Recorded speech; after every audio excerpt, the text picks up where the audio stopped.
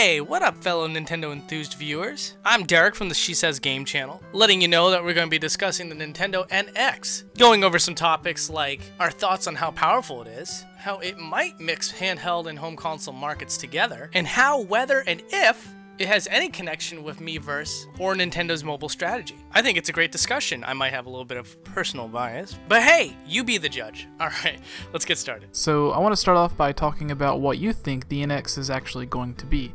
Is it going to be a replacement for the Wii U or 3DS? Is it going to be a replacement for both?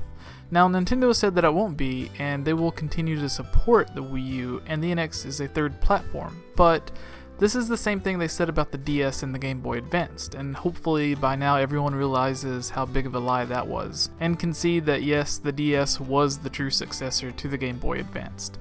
Now with the NX, I think it's going to be both. I think we will basically get a hybrid console.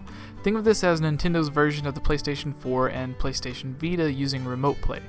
But instead of two different consoles, we have one dedicated system, kind of like an advanced Wii U, where just like Sony's Remote Play, we can play the PS4 or in this case the NX at home on the big TV, but if we leave, we can take the Vita or the gamepad with us, and as long as we have Wi-Fi, we can stream the video from the console onto the handheld and play the games.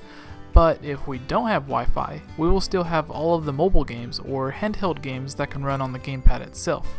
Maybe nothing as advanced as 3D games like Pokemon X and Y or Link Between Worlds, but definitely games from the virtual console like the NES, Super Nintendo, Game Boy Advance, and even 64 games like Ocarina of Time, Majora's Mask, and Super Mario 64, and possibly even some of their mobile games they're making for cell phones like Mitomo or Pokemon Go as an example, or whatever else they have planned, but again, not quite powerful enough to run current 3DS titles. Oh, okay. So for me, I just want to say right now that Nintendo NX, trying to speculate on what it is and what it's going to do, has frustrated me to no end. But I have put a lot of thought into theories. One of them is one that I've sat with and talked about with friends for a while, is the idea that the console's going to be, obviously, they've already said, as good as a Xbox One or PS4. We get that, but I think they're not going to abandon the tablet controller that is used on the Wii U, but they're going to change their strategy with it. I think that the Wii U gamepad is going to be compatible with it, but every NX console is going to come with a controller that has a husk and that you can put your cell phone into the cradle to act as the screen to save money and allow accessibility between all users. And then that would be perfect. And then you can also use your phone with certain games. Like you can download an app that goes with your NX game and take it on the go. Oh my god, that is genius. I haven't even thought about that. Like having they even have that, something sort of like that for like the PlayStation 4 controllers, because on certain phones and tablets, like I believe if there's Sony brand, you can still access the Remote Play via an app on your phone and stuff. So if Nintendo did that, then that would make perfect sense. Like have a dedicated app on your phone that gives you access to your NX. That would be ingenious, because we already know that they've said that the NX is supposed to connect to like computers and cell phones and everything, and a lot of people thought maybe that's just like the Miiverse part of it, to where you can access Miiverse on your phone, on your computers, tablets, whatever right now, but having it directly connect to the console like that's perfect. Yeah. That would be, especially if if they're launching with a normal controller, and whether it comes with a cradle that you can snap on and then snap the screen on, you you just blew my mind on this. Like this is it's something again that I've known about with PlayStation doing, but the thought of Nintendo doing that, like being able to legally go out and play Super Mario World on your phone. It's crazy. I would love to have that. Yeah, especially like with the popularity that we've seen Pokemon Go have. If they just released like Red and Blue on the phone for say $5-10. I like half the people that's downloaded Pokemon Go are probably going to go and download that game. Even though Pokemon Go was free, I think just the nostalgia side of it, or the curiosity of, oh, I like Pokemon Go, maybe I'll like this too. Or even just the increasing fan base they're getting from Pokemon Go. Right. It would just be such a smart move. There are people in my life that I've never known to play video games or ever care about video games, and they're playing Pokemon Go. Right. So if you gave them access to Pokemon Red and Blue, then that's just easy profit. You know, you have an untapped market. Yeah. And they've already done all the hard work of like modernizing it for the 3DS, adding in like the Wi-Fi capabilities and stuff. So again, like especially with Mario, if they just launch Super Mario Bros. Or Super Mario World, Super Mario 3, whatever, like everybody knows Mario. Everybody's looking for different games. Like kids these days like Minecraft and Five Nights at Freddy's. Like they'll basically play almost anything on a tablet and stuff. So a game already as popular as Mario or Pokemon coming to like an iPhone or some other cell phone tablet device would kill in the market. And we know Nintendo said that they're not going, like, they're talking about these 5 games, I believe, or 7 games that they're currently developing for smartphones. Mm-hmm.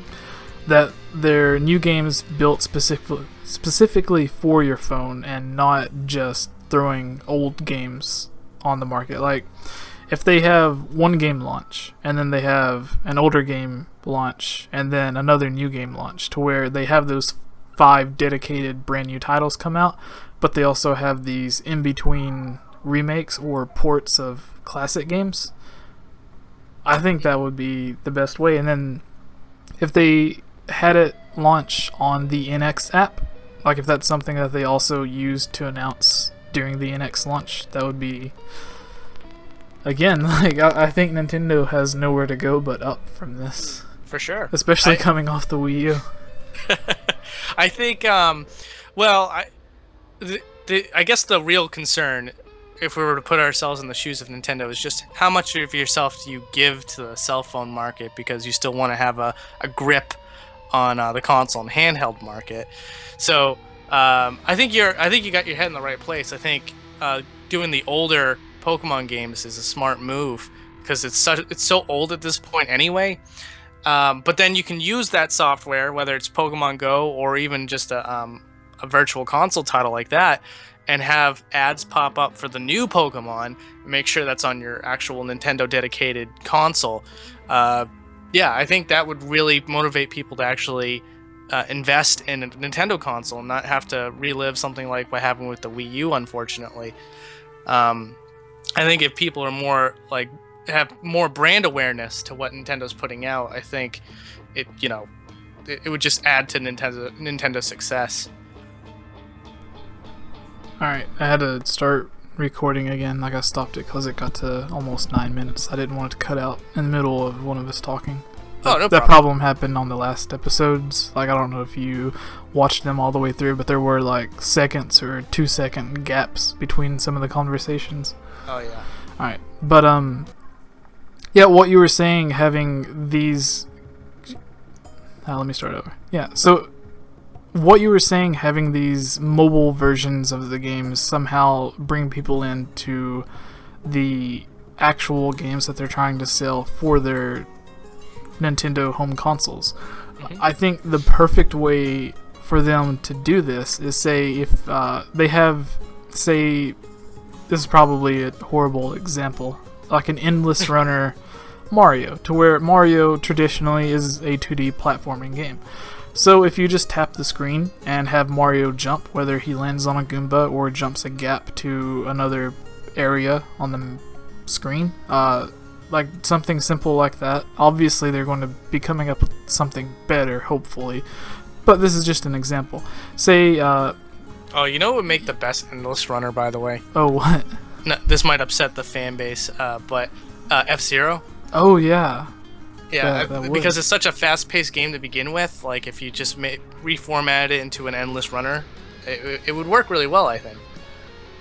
But I mean, like, don't get me wrong, Nintendo fans. You know, endless runners are definitely not our pedigree of gaming usually. But Right. but like, if Nintendo was to go that route, I think giving some F-Zero love would definitely be the best choice. Yeah, and I think these are just like the obvious things that like would come to you at first, because Mario, F-Zero, it's all about platforming or speed. So having like an endless runner or like a Kirby Match 3 style game, I think these are what we would think of. Obviously, they're a bit more creative than we are, so it'll more than likely be something actually good. But like a good way to have these connect with the players and have them want to venture over to see what the games were actually like, the way that they're intended to be played on the Nintendo console, is say like once you get to say level 10 or something on whatever Nintendo mobile game you're playing, once you get to level 10,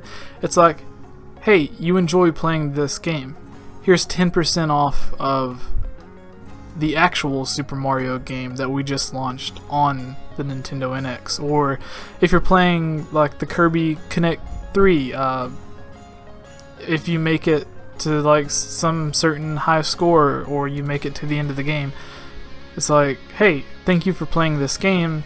If you would like the full Kirby experience or the full Donkey Kong experience, here's 25% off, 10% off of this game.